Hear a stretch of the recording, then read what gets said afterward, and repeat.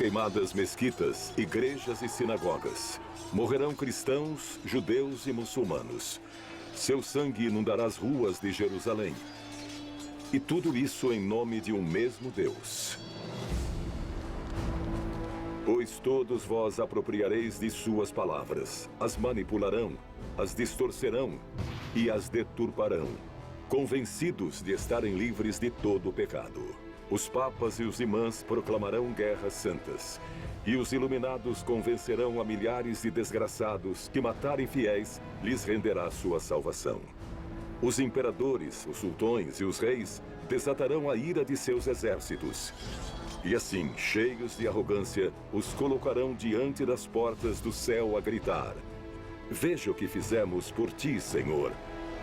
Não mereço entrar em teu reino? E não lhes darei resposta, apenas silêncio. Pois o inferno está cheio de boas intenções. Por vossa culpa, nascerá a Ordem dos Cavaleiros Templários. Esses demônios juraram servir a Deus até as últimas consequências. E armados com a couraça da fé, desatarão a ira de Deus, desde Jerusalém até a costa da Lusitânia.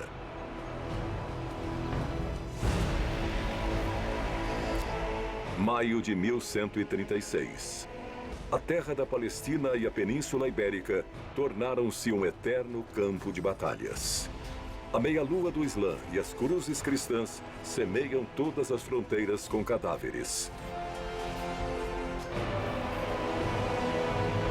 A morte os esperará em todas as partes. Mas se sois prudentes em todas as partes, vós também a esperareis.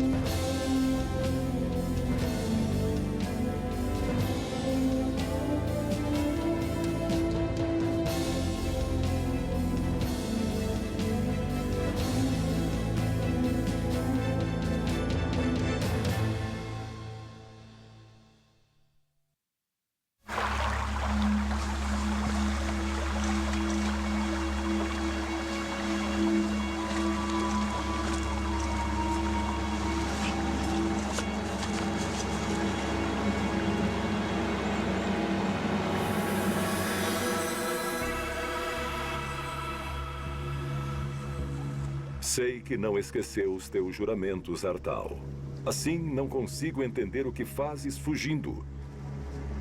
A ordem direta de um superior poderia fazer que um dos melhores cavaleiros que já serviu na Ordem do Templo se encontre nessa vergonhosa situação. Então, diga-me, pequeno Artal, que ordem é essa que com tanto empenho se dedica a cumprir? O que escondes nesse fardo andrajoso? Que segredo é tão valioso a ponto de entregar tua vida antes que caia em mãos do inimigo?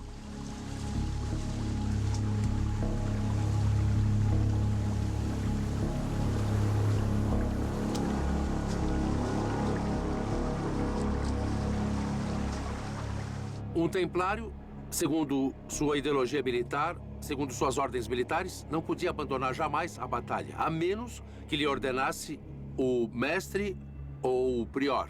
Era regulamentado que não podiam se retirar da batalha, a menos que fossem superados na proporção de 3-1. Imagine em uma batalha ver-se superado nessa proporção. Seria difícil escapar disso.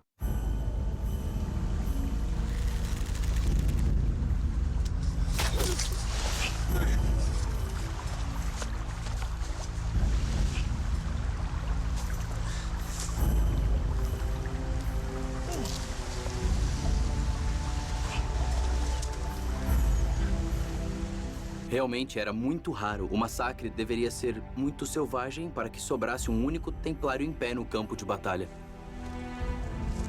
Os caçadores sarracenos conseguiram hoje uma deliciosa presa.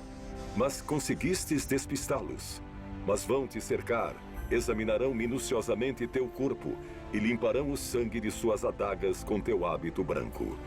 Tens certeza do que vais fazer, Artal? Tem certeza de querer entregar sua vida para cumprir uma ordem estúpida?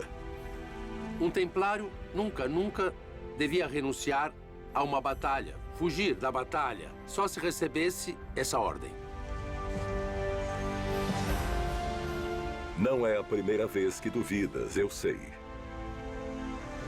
Depois de tudo, Deus nunca se dignou a falar contigo diretamente. Ou o fez? Quem, senão ele, te converteu em mais um órfão às portas de um monastério? Foi Deus quem levou tua mãe? Ou foi a peste? Quem te ensinou a cumprir ao pé da letra as palavras dos evangelhos? Foi Deus ou foram os monges? Quem pôs uma espada pela primeira vez em tuas mãos, Artal? Diga-me, quem te ensinou a usá-la? Quem te ensinou a suportar a dor? Quem te ensinou a não ter medo?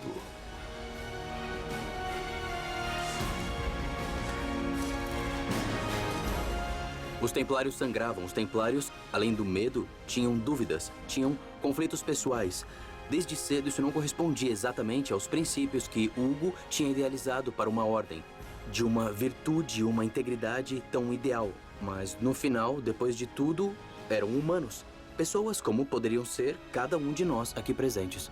O ideal para entrar na Ordem do Templo é ter sido noviço antes, quando jovem, bem pequeno, em um mosteiro. Portanto, sim, era verdade que havia noviços da Ordem do Templo que vinham oriundos de mosteiros cistercenses, porque sua reconversão ao templo era muito mais fácil. Nesse sentido, tiveram que levar a cabo uma série de práticas de verdadeira lavagem cerebral para que esta gente, para que esses soldados estivessem imbuídos dessas ideias até o final.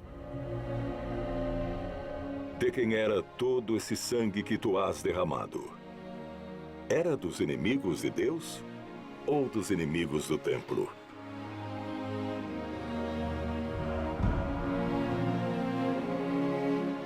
No dia em que fizestes teus votos como cavaleiro, juraste servir como o mais pobre e humilde dos mortais.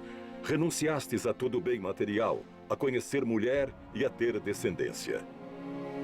A quem entregou tua vida, Artal? A quem a entregou?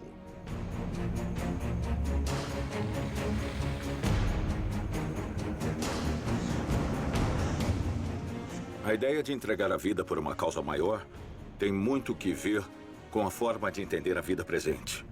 Se aquele homem vivia a tensão da vida temporal, digamos, desta vida, e ao mesmo tempo da transcendência, e era um homem profundamente crente, pensava que esta vida era apenas transitória, apenas um caminho, algo passageiro, como uma via para ganhar a outra. Eles se consideram potencialmente mártires. Fala-se dos frades, definidos como aqueles que são capazes de derramar o seu sangue até 7 vezes ao dia. Logicamente, isso pode acabar em martírio, e é algo que eles sabem que pode vir a acontecer. Portanto, desse ponto de vista, o martírio era entendido como sacrifício supremo para alcançar a outra vida que era perdurável e era a verdadeira vida. Pare de correr, Artal. Logo tudo terá passado. Procure um belo lugar para morrer e encomenda-te a Deus. Pois ele sempre te teve em alta estima e aguarda paciente a tua chegada ao reino dos céus.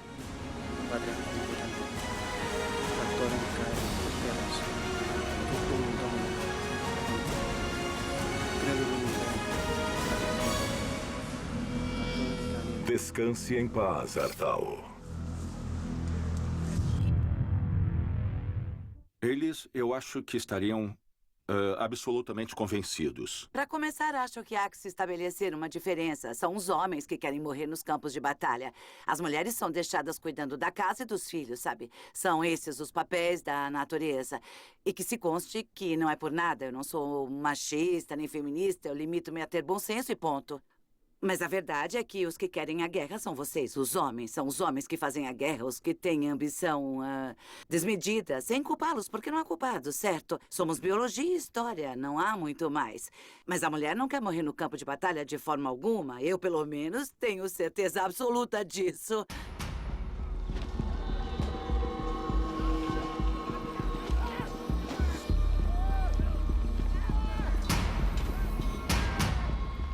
À noite, ceastes todos o mesmo. Um mingau cozido demais e um pesado cordeiro que não consegue dar sabor. Se algum de vocês sair com vida deste bosque, vão se lembrar desta ceia como a mais saborosa de toda a sua vida. Deixa-o aí.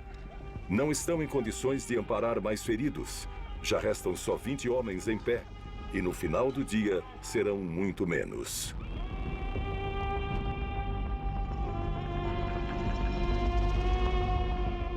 Apenas 7 chegarão a ver o final desta batalha.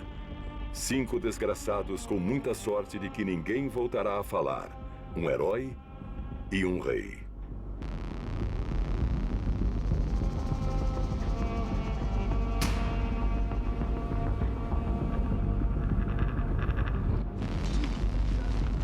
(19) 18. A Batalha de Urique produziu a raiz da defesa da parte sul, já no Alentejo, e foi lá que Dom Alfonso Henriques se empenhou e lutou arduamente pela independência do país e pela destruição dos exércitos muçulmanos. Não há nenhuma dúvida de que Dom Alfonso era uma pessoa que não dominava seu físico e sua personalidade. Ele era uma pessoa sem medo e que avançava fosse como fosse. Naquele momento, ele avançou atravessando o Alentejo com um exército não muito numeroso. E, segundo a lenda, se defrontou com 5 reis muçulmanos. Tiveram que juntar 5 reis para fazer frente a Dom Alfonso Henrique. Aquilo não parecia muito bom. Assim, Dom Alfonso teve que se retirar. A importância militar da batalha devia-se ao fato de Dom Alfonso, que estava a essa altura praticamente na linha do rio Môndego, Coimbra, avançar por um território inimigo até o Alentejo. Cruzou o Trarro e chegou até o Baixo Alentejo, praticamente junto ao Algarve. Isso foi uma façanha bélica extraordinária. Lembremos que não existia transporte rápido. Lembremos que os muçulmanos com certeza estavam incertos sobre os movimentos da tropa cristã. Partiram de madrugada com a intenção de desfechar um golpe rápido no inimigo. Nada que representasse grande risco. Rapinar alguns cavalos, queimar alguma granja. Ninguém teria adivinhado que 5 contingentes almoravides os estariam esperando. Destroçaram vosso pequeno exército e não vão parar enquanto a cabeça do conde de Portugal não acabar espetada em uma de suas lanças. E aqui estás, Alfonso, em meio a esse pesadelo, fugindo para se salvar.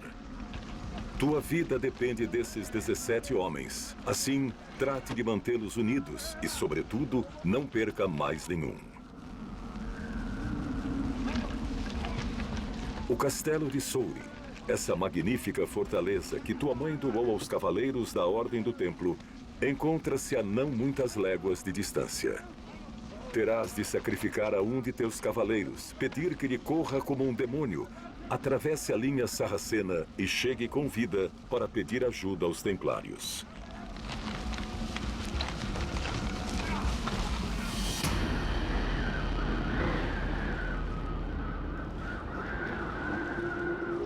Quando teus irmãos encontrarem teu corpo, a dor já terá passado. Serás enterrado em um lugar sem nome, que nunca ninguém vai encontrar. E na morte serás aquilo que fostes em vida. Mais um templário. Nada poderás levar, pois do pó vieste, Artal, e em pó te converterás. Um templário devia tudo o que era à própria ordem. Fora isso, não era nada. Nada. O templário era apenas depositário de objetos, nunca proprietário. Nada lhe pertencia, nem sequer a própria correspondência que lhe poderiam enviar lhe pertenceria. As espadas pertenciam à ordem, exatamente como suas cotas, seus sobretudos, túnicas e mantos. E ainda que pudesse dar-lhe algum tipo de mortalha, ou inclusive utilizar o hábito em alguma ocasião como mortalha, o certo é que isso não era assim. A ordem recolhia todos os bens de um irmão e logo em seguida os repartia, do lado externo entre os pobres ou entre o restante dos irmãos.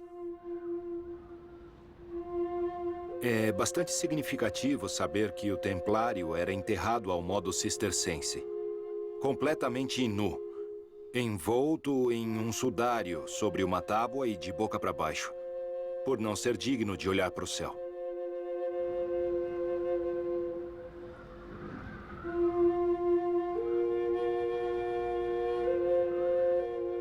Quando um soldado, um monge, morria no campo de batalha, lutando por Deus, ele era perdoado por todos os seus pecados.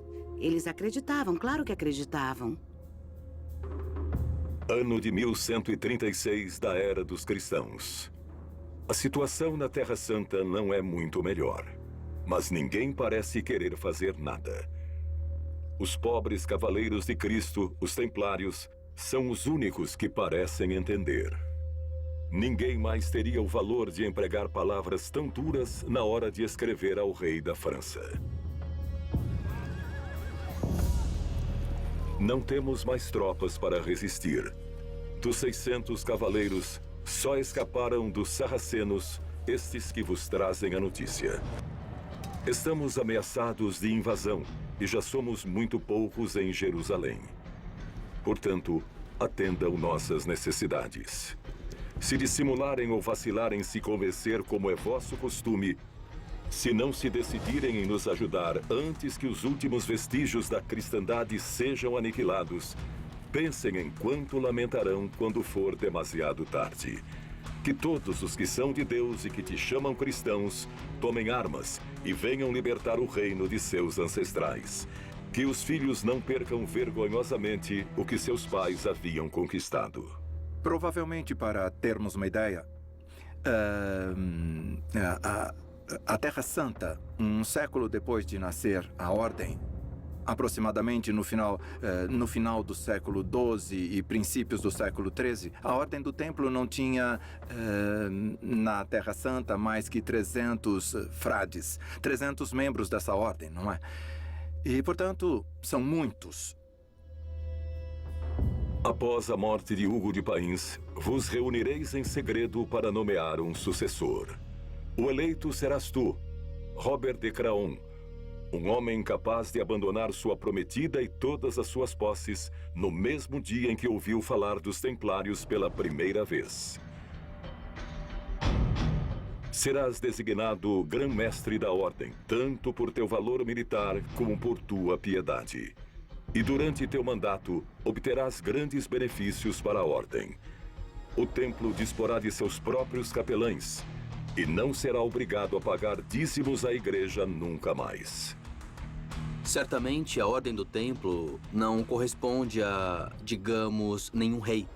Certamente depende sempre do Papa. E o Papa, em determinadas tendências ou correntes, não deixa de ser um poder, mas da Europa medieval. Efetivamente, é um poder que se encontra acima de determinados reis e reinos. Mas sentirás saudades de Hugo. Todos os templários sentirão, os que os conheceram e os que não. Em 1140, lançareis 40 naves contra a costa lusitana, com a intenção de conquistar Lisboa para os muçulmanos. Essa obsessão por arrebatar a Península Ibérica ao Islã vai custar-lhes caro. A tomada de Lisboa será um desastre. Um dos maiores desastres que sofrerá o templo.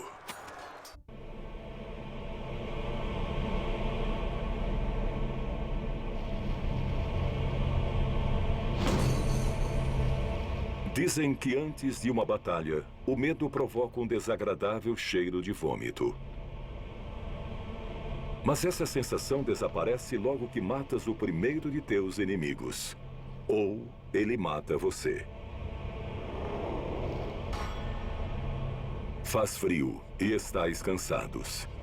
Levastes tempo demais resistindo e as papas fazem estragos em vossos agitados estômagos.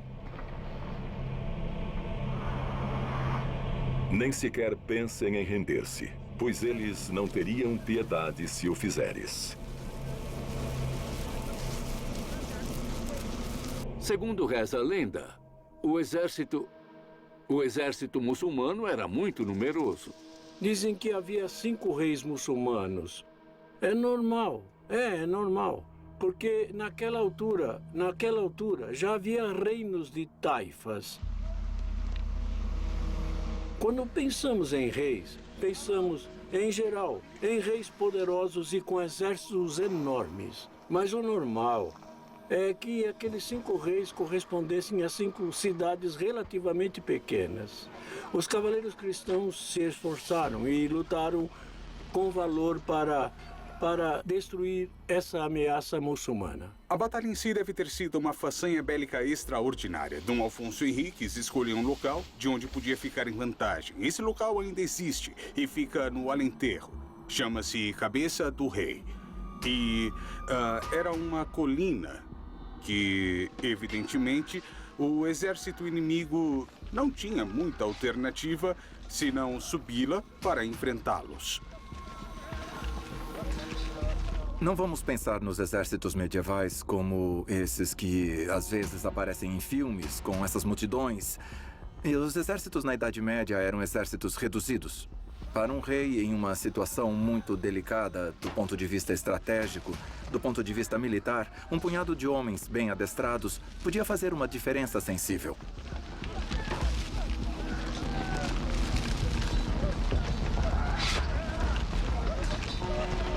Não se descuide da retaguarda, Alfonso. Por mais que queira se apressar, não vai chegar muito longe sozinho. Este monte está infestado de sarracenos. 5 exércitos tentam vos caçar. E cada vez que um de teus homens fica afastado mais de 2 palmos, se converte em pasto de massas e espadas almoravides.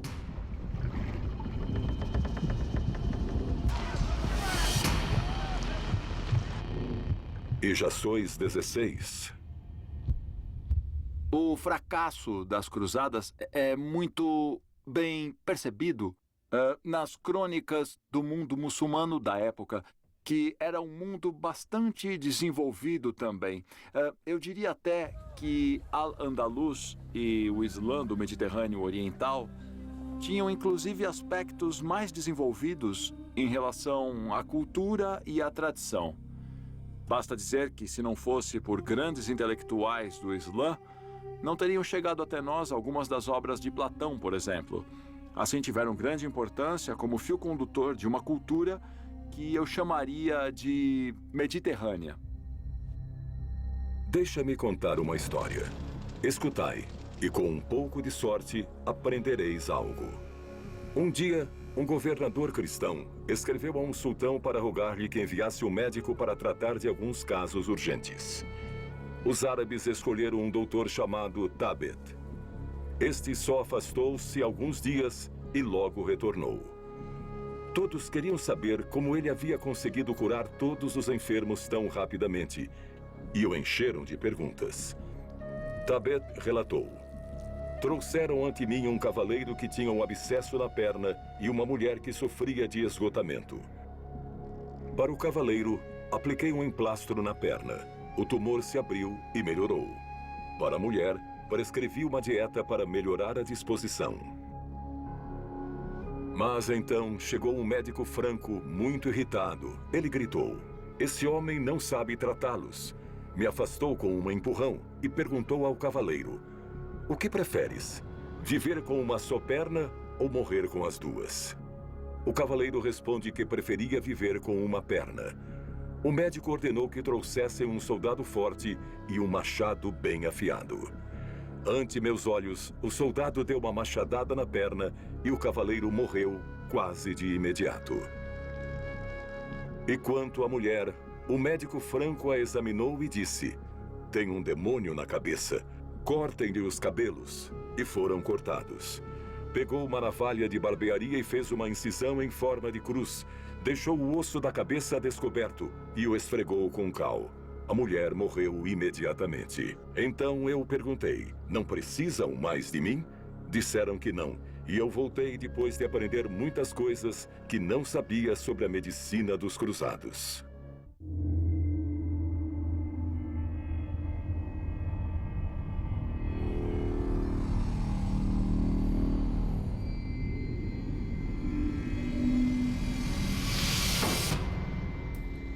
Conheces à perfeição cada um de teus homens. Todos eles serviram fielmente em tua guarda durante anos. Conheces suas esposas, seus filhos legítimos e muitos de seus deslizes. Tens razão, Alfonso. Deverias pagar-lhes melhor. O que encabeça tua esfarrapada comitiva é Gualdim Paz, vassalo de tua família desde os 7 anos de idade. Ele trazia seu almoço e você o atirava. Gualdim Paz foi... Esse é um dado histórico muito pouco conhecido, mas ele foi, ele foi um vassalo de Dom Afonso Henriques. Foi criado na casa de Dom Afonso Henriques. E, mais tarde, a luta foi para conseguir que Dom Afonso fosse reconhecido como rei. Olhe para ele. Qualquer um diria que foi o arcanjo Gabriel que o teria ensinado a usar a espada. Promete-me, Alfonso, que se Deus, nosso Senhor, realizar um milagre que saias vivo deste inferno, a primeira coisa que farás será nomeá-lo cavaleiro. Prometa-me.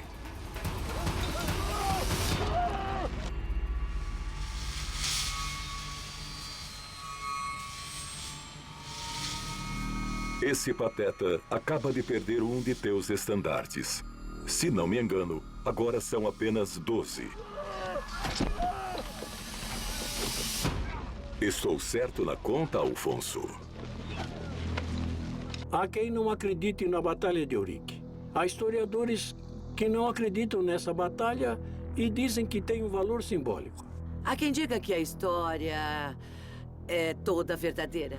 Não, ora, vamos ser um pouquinho sérios. A história sempre disse isso e todo mundo sabe. É escrita pelos vencedores. Os vencedores, ou algo que lhes interessa, ou algum tipo de objetivo. Ainda mais numa época como a medieval, em que se escrevia no pergaminho. Então não havia como rasgar o que havia antes se quisessem reescrever algo. Não era como hoje, que temos nossas telas de computador e com eletricidade, zeros e uns, escrevemos tudo. Nem precisamos de papel. Os registros que nos restam daquela época são um pouco duvidosos. Um pouco. Tudo será acabado antes que o sol se ponha. 7 de vós voltareis para casa. 5 homens dos quais ninguém voltará a falar. Um herói e um rei. No ano de 1139 da era de Nosso Senhor e Criador de todas as coisas, encontrando-se as tropas cristãs em grande inferioridade numérica, e ante 5 exércitos de 5 reis mouros, Cristo, Nosso Senhor, descerá dos céus e se mostrará ante Dom Alfonso, único soberano de Portugal. E os anjos que com ele virão, lhe farão a entrega de uma cruz, dizendo-lhe: sob este signo vencerás. Eu diria que é a tradição de Eurique, porque se trata de uma batalha e de uma tradição associada a uma batalha. Acho que é essa batalha que marca o início mítico de Portugal.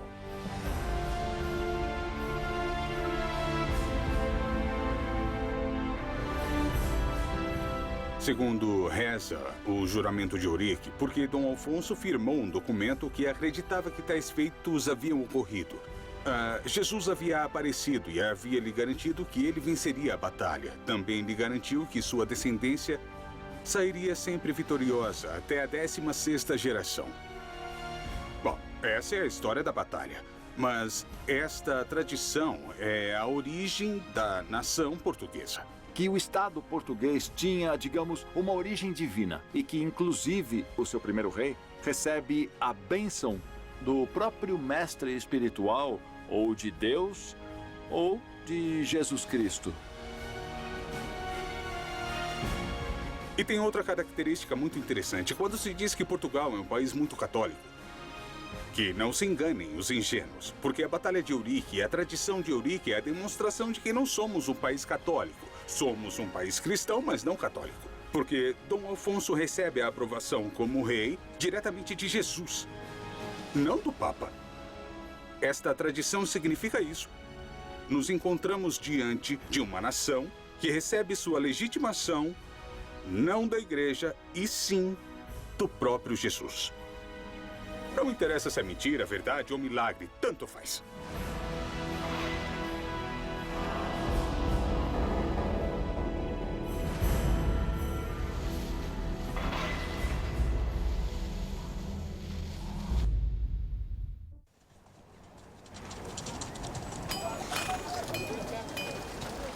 Uma pergunta que também chama muito a atenção é a disciplina dos templários. Como se conseguia? Porque aos templários se impunham castigos. Realmente podiam sofrer nas mãos da ordem muitas penalidades. Desde castigos físicos ou, inclusive, prendê-los em uma determinada masmorra até perder o hábito ou um simples erro disciplinar. Existem muitos tipos de delitos pelos quais um templário poderia ser castigado, desde perder um objeto que pertencesse à ordem, até roubar e, inclusive, praticar sodomia ou relações sexuais com uma mulher. Chama a atenção, por exemplo, o caso que cita a regra. Um templário que, provando uma espada, resultou que a espada se partiu. Não devia ser uma boa espada. O templário foi castigado por isso. Capítulo 67 da Regra do Templo. Se um irmão comete uma falta, que descubra ele mesmo sua ofensa e que receba sua penitência. A regra é a normativa pela qual se regem os templários. Regula como se deve viver um templário em seu convento, mas também regula como deve viver no campo. As penitências, como se pode castigar um irmão, por que se castiga um irmão. Tudo isso, que desde o princípio foi dito que estava expressamente proibido, podia te levar a castigos maiores e ficar preso por muito tempo, açoites e, acima de tudo e sobretudo, a expulsão da ordem. E, evidentemente, a sua inimizade perpétua. Denota-se aí que já teria sido um membro que professou e que fracassou. Sem a regra, não haveria tanta disciplina, e a disciplina é uma das principais características que definem os cavaleiros templários. Você entrava sabendo perfeitamente o que enfrentava. Você pertence a uma ordem reconhecida, representa um hábito, é um templário. Fracassou e vê-se sem a posse do hábito e arrastado à lama. Já não tem retorno. A pena de morte não estava contemplada na punição. Mas claro que, diante de um castigo excessivamente severo, a resistência do corpo é que determina. É uma situação dura. E, evidentemente, ninguém a queria.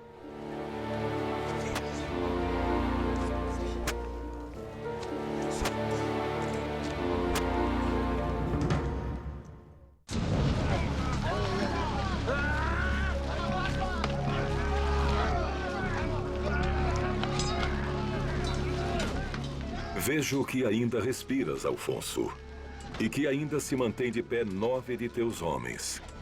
8. E se te disser que só tereis que suportar uma última investida dos almoravides? E se te contasse que aquele cavaleiro que enviaste em busca de ajuda conseguiu chegar até o castelo de Soure e que os estandartes do templo logo cruzarão este bosque e farão que todo o exército muçulmano fuja, vitimado pelo pânico? Isto sim seria um milagre, não é? Nessa batalha, participaram templários. Sabemos que alguns faleceram nessa batalha. Sim, sim. Os templários também ajudaram muito, sabe? Ajudaram muito nessa batalha e também em outras. E em todas as batalhas que se viu envolvido Dom Afonso Henriques contra os muçulmanos, Os templários estiveram ao seu lado, sempre o acompanharam. E o fizeram lutando com coragem, o que se tornou uma grande ajuda. Nós não teríamos a independência de Portugal, nem a extensão territorial portuguesa se não fosse pela ajuda dos templários. Apareceram com o exército por trás. Atravessaram as tropas daqueles 5 reis mouros que foram derrotados. Foi uma vitória estrondosa, sobretudo porque os poucos cavaleiros portugueses, um exército minúsculo português, derrotou por completo os muçulmanos. Dom Afonso conseguiu, em uma rápida investida, invadir a região e então vencer a batalha. A vitória produziu muitos ecos e deve ter causado algum receio que Afonso Henriques ganhara uma preponderância que não era aconselhável.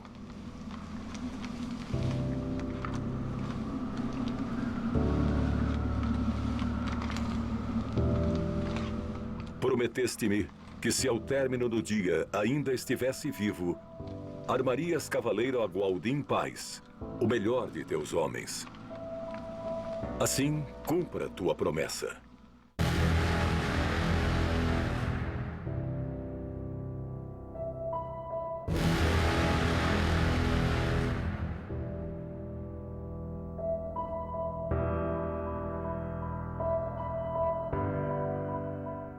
Em nome de Deus, São Miguel e São Jorge, pela graça que me foi outorgada, te nomeio cavaleiro.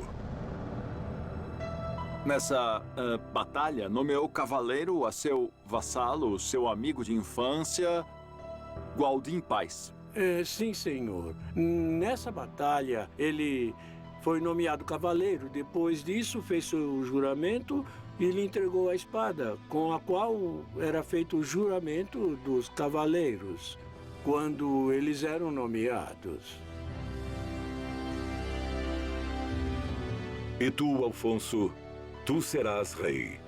Alfonso I, o Conquistador, o primeiro de muitos soberanos do Reino de Portugal. O título de rei aparece a partir de Ourique. Por isso Ourique é tão importante. E passa a ser o governador do condado português. Havia acabado com 5 reis muçulmanos. Começou a se chamar de rei e todo mundo a chamá-lo rei. A partir desse momento, ele já se considera rei, porque essa foi a vitória que o consagrou na época. A Ordem do Templo assentou-se em Portugal no momento em que Portugal estava vivendo um processo de fundamentação de sua independência política. Então, contar com um recurso que dependia dessa monarquia nascente e que, em último termo, significava de alguma maneira a bênção papal da presença dessa ordem que dependia, em último termo, do Papa e, portanto, da existência política desse rei que se constrói com esse instrumento que é a Ordem do Templo. E sabemos que Alfonso Henriques, o primeiro rei de Portugal, teve um interesse especial em ajudar, em desenvolver, em fazer doações a favor da Ordem do Templo e contou com a colaboração ativa dos templários em seus distintos marcos reconquistadores. E não vamos esquecer dos marcos da construção da independência do Reino de Portugal. A importância que tem o conceito de ordem militar em boa parte e, sobretudo, a importância que tem para os reis é que as ordens militares, o templo em primeiro lugar, que é o arquétipo de todas, antes de tudo conformam um exército profissional. Em primeira mão, antes que existissem exércitos profissionais, é uma força permanente, coisa que no exército na Idade Média não era conhecida dessa maneira. E, além do que, um exército permanente ligado por votos religiosos, o qual quer dizer que a disciplina e a hierarquia se respeitaria. Eventualmente, se deveria respeitar de uma forma muito especial. Daí a importância que tem as ordens militares e daí a importância que tem para os reis.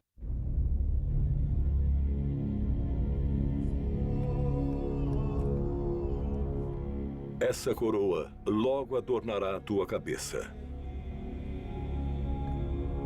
Sois Alfonso I, a quem chamarão de o Conquistador, o Grande, o fundador do Reino de Portugal.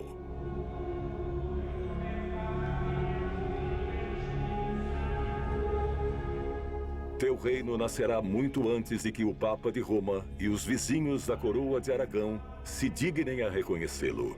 Mas quem necessita o beneplácito de Roma quando Cristo, o Filho de Deus Todo-Poderoso, foi quem decidiu que tu, e não outro, devia reinar? Quem necessita do apoio da coroa de Aragão quando tu tens a tua própria? Essa coroa é tua. Tua e das muitas gerações que estão para chegar. Ainda se passariam 40 anos antes que o Papa reconhecesse o Dom Afonso Henriques como rei, mas reconheceu.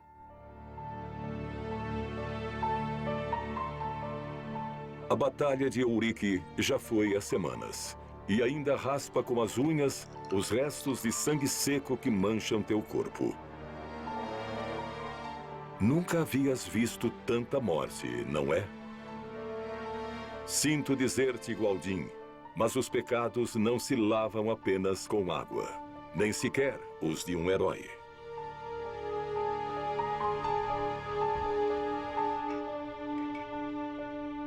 Tua decisão é firme, e ninguém ousará convencer-te do contrário.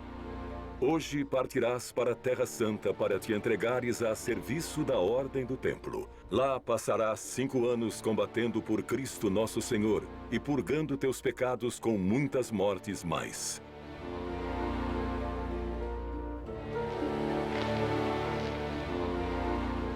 Não se despeça. Voltaremos a nos ver.